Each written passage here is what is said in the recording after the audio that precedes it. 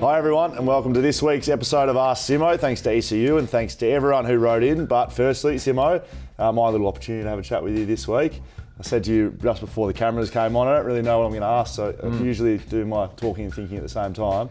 I'll try to be as authentic as possible. Like driving in, I thought about bad losses I've been involved in as a player, and you've had bad losses before.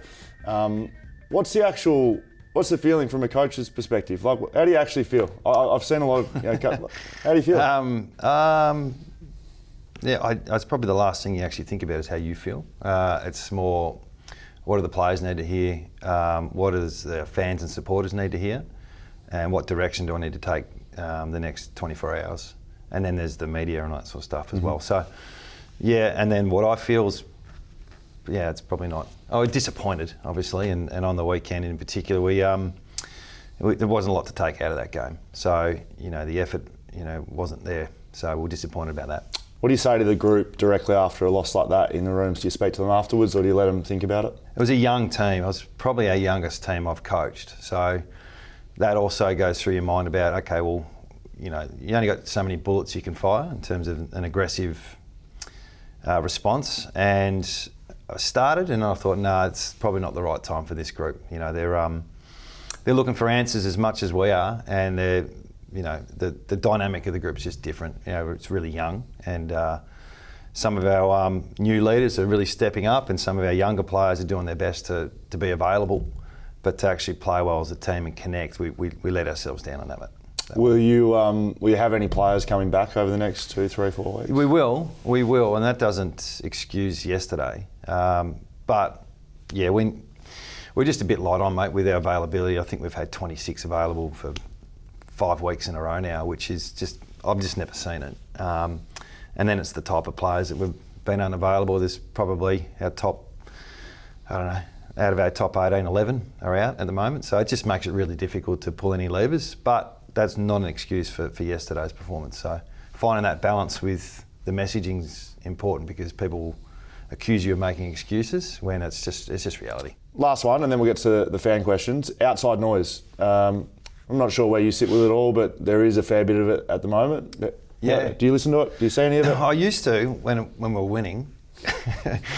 And no, look, to be honest, it's actually a big part of my life. I really enjoy the reality of football and AFL, and knowing a lot of people in the industry, just the ups and downs you go through.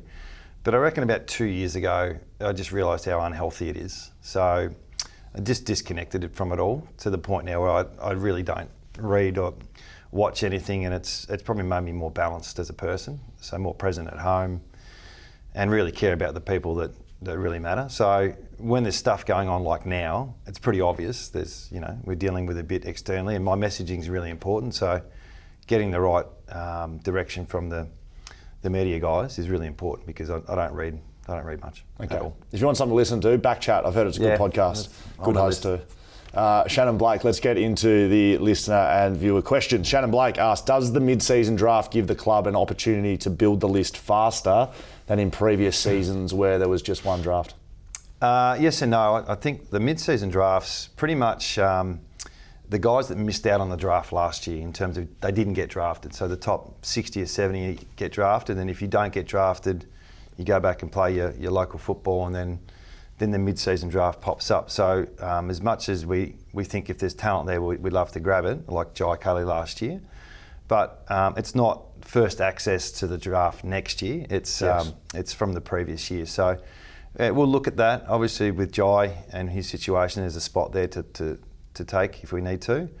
And at the moment there's one spot available, because you have to be off the list for us to have a pick, and then or a long-term injury that means you can't play again for the rest of the year. Okay, keep our eyes on it. Cameron Cleland asks, I really liked Petruccelli's move into the midfield. Are there any other players we can expect to be moving into different roles over the next few weeks? Maybe. Yeah, it's unfortunately with the availability, we've got probably 6 or 7 players now playing in spots that they weren't playing in at the start of the year.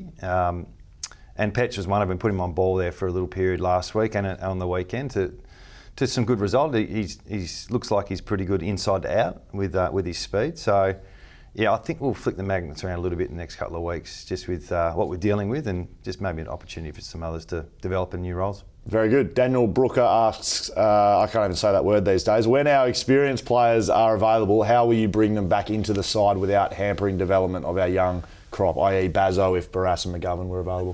Yeah, I think there's plenty of room for both. So, yeah, I look back at round 2 or 3 when we had the balance. I think we had Long, Ruben, Hewitt was the sub, and Chesser was playing with all the senior players in the side. So I think there's room for all.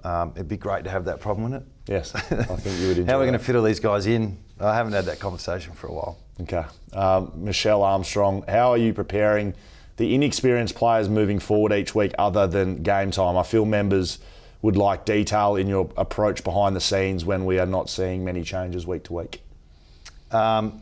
Yeah, look, there's a program. There's many programs we've got to help our development. Unfortunately, the last month it's made it difficult because of the availability piece. So some of the guys are in the senior side at the moment when perhaps it would be better to learn through the waffle and build your confidence through that. So as much as they love playing senior football, we recognise they're not quite there yet with their development. So part of it is to earn your spot in the side and really go hard at fundamentals and game sense and all those things. And at the moment, they've just been thrown in the deep end. So we'll readjust when everyone gets back and we get settled. We'll get back to good practice. At the moment, it's just a bit difficult. Okay.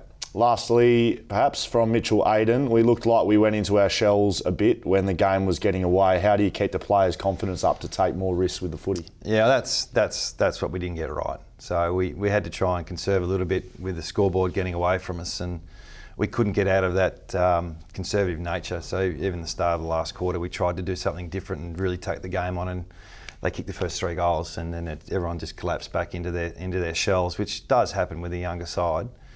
So we're aware of what happened on the weekend, and hopefully we can fix that one this week. Good. That's it for this week's episode of Ask Simmo. Thanks to ECU. Good luck for the game this Saturday against the Bombers. I'll see you next week. Thanks, mate.